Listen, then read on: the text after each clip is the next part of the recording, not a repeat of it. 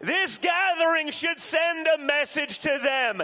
This isn't their Republican Party anymore. This is Donald Trump's Republican Party. There's a lot of evidence that Trump is extremely popular with the Republican Party, and he has wrestled back control in a lot of ways. And it's left this small band of anti-Trump Republicans who continue to fight for a Republican Party future that does not include Donald Trump.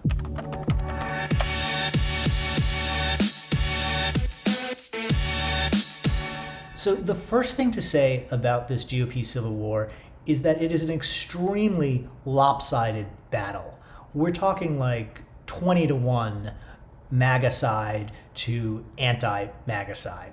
This is a story that is playing out in three political spheres: in the state parties that are continuing to wag their finger at members and senators in Washington who voted to impeach. It's playing out in the House Republican leadership, and it's playing out with Donald Trump starting to get very active in primaries around the country to go after the 10 House Republicans who voted for his impeachment and the 7 Senate Republicans who voted to convict him. On the House side, what's happened since the impeachment vote is, for the most part, the 8 out of the 10 House Republicans who voted to impeach Donald Trump don't really talk about it much. They've even been advised by senior Republicans to just shut up about it. A couple of exceptions, I would say. One is Adam Kinzinger in Illinois. He's happy to talk about it. Kevin has made the decision that in the near term, the best thing to do is to run with the Trump train.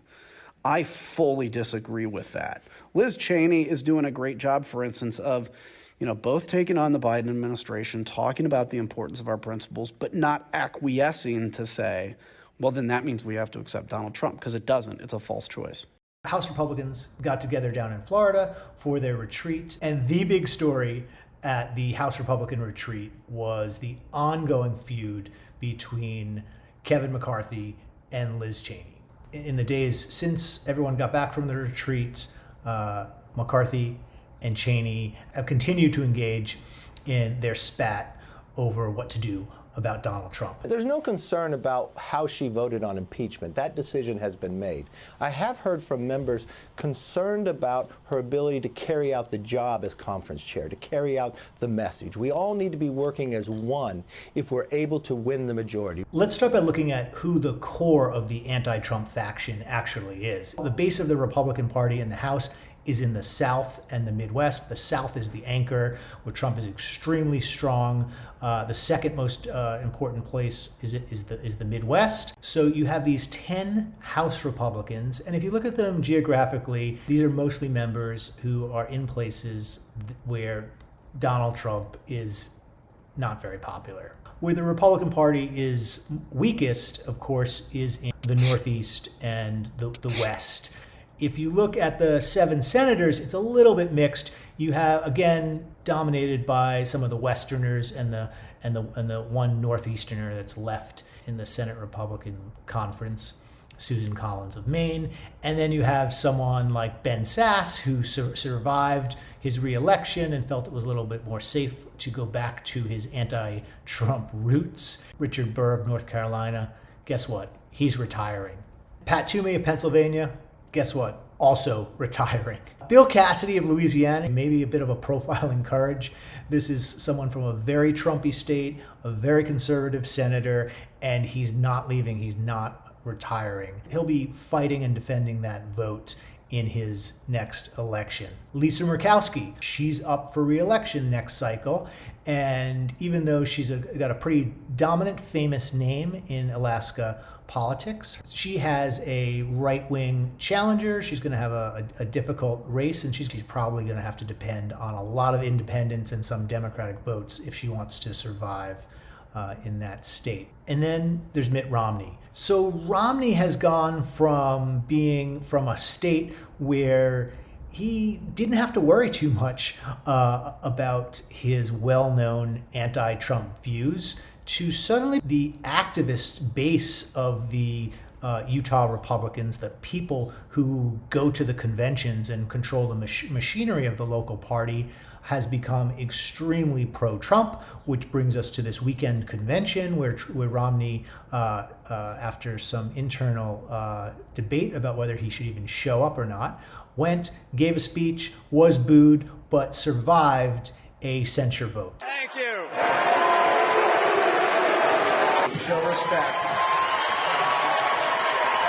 There was this brief window open in January for the Cheney faction, the Romney faction of the Republican Party to purge Donald Trump, and then that window was slammed shut. Donald Trump clearly feared being exiled, and he started, or his aides started leaking that he might start a third party. That didn't get very far. We're not starting new parties. You know, they kept saying, he's going to start a brand new party. We have the Republican Party.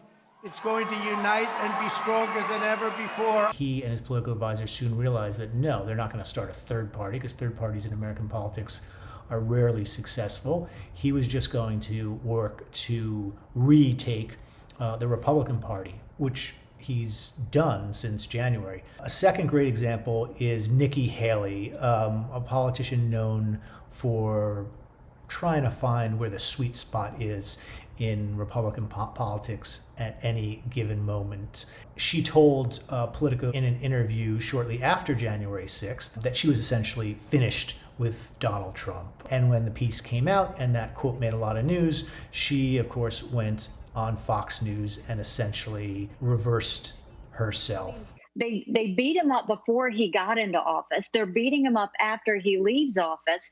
I mean, at some point, give the man a break. So Trump was at his weakest after January 6th with Kevin McCarthy and Mitch McConnell and Nikki Haley going after him. But to one extent or another, all those people have recalibrated their positions. Republicans who are still willing to talk about the reasons they're anti-Trump is making the majority of Republican leaders very, very uneasy. What is so unusual about Trump and the Republican Party is that the question about Trump is not whether you agree with him on some issue, but just simply whether you are loyal to him or not.